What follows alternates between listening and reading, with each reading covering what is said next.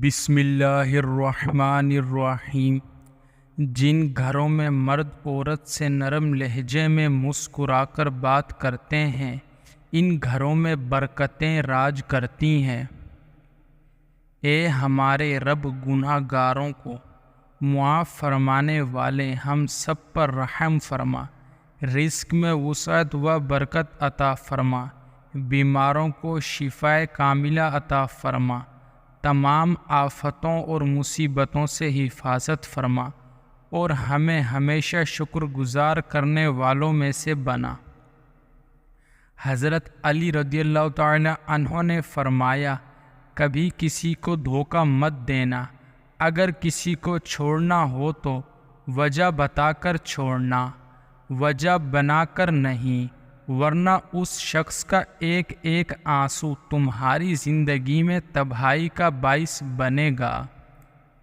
یہی تو سارا مسئلہ ہوتا ہے کہ کوئی یہ سمجھنے کے لیے تیار ہی نہیں ہوتا کہ وہ غلطی پر ہے۔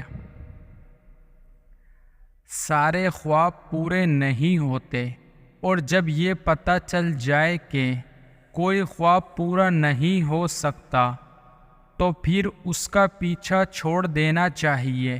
یہ زندگی میں سکون کے لیے بہت ضروری ہے۔ منافقت کی 3 نشانیاں ہوتی ہیں: بات کرے تو جھوٹ بولے، وعدہ خلافی کرے، امانت میں خیانت کرے۔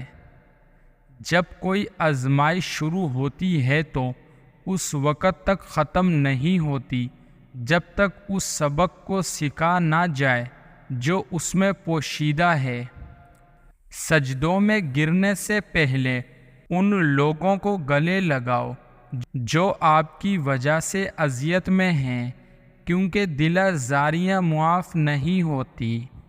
دنیا دار جس مقام پر بیزار ہو جاتا ہے، مومن اس مقام پر صبر کرتا ہے، اور مومن جس مقام پر صبر کرتا ہے، مقرب اس مقام پر شکر کرتا ہے۔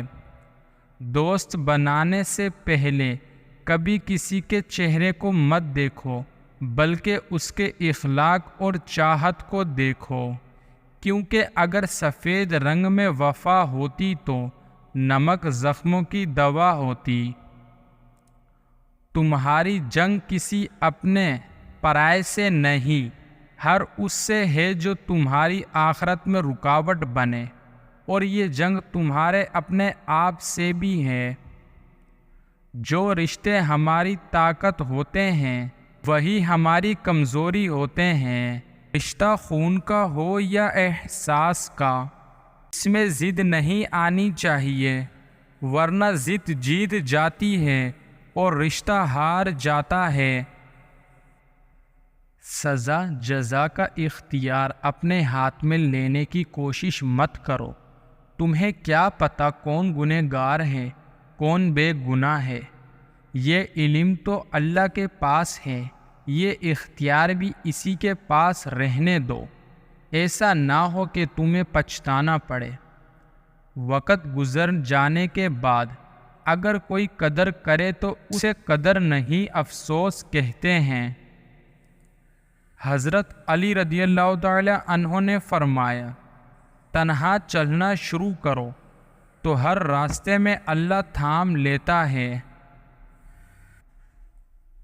حضرت علی نے فرمایا، ایک زمانہ ایسا بھی آئے گا کہ لوگ اپنے رب کو بھول جائیں گے، لباس قیمتی پہن کر بازار میں اکڑ اکڑ کر چلیں گے، اور اس بات سے بے خبر ہوں گے کہ اسی بازار میں ان کا کفن بھی موجود ہوگا۔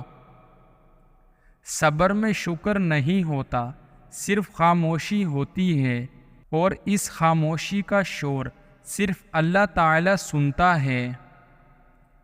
بندوں کے بغیر انسان جی لیتا ہے، لیکن وہ انسان جو اپنے رب سے دور ہو جاتا ہے وہ کہیں کا نہیں رہتا۔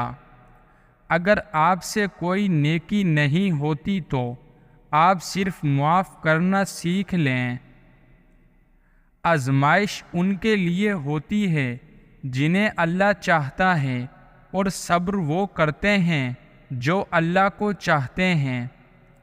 بچپن میں جہاں چاہے ہنس لیتے تھے اور جہاں چاہے رو لیتے تھے، اب ہنسنے کے لیے تمیز چاہیے اور رونے کے لیے تنہائی۔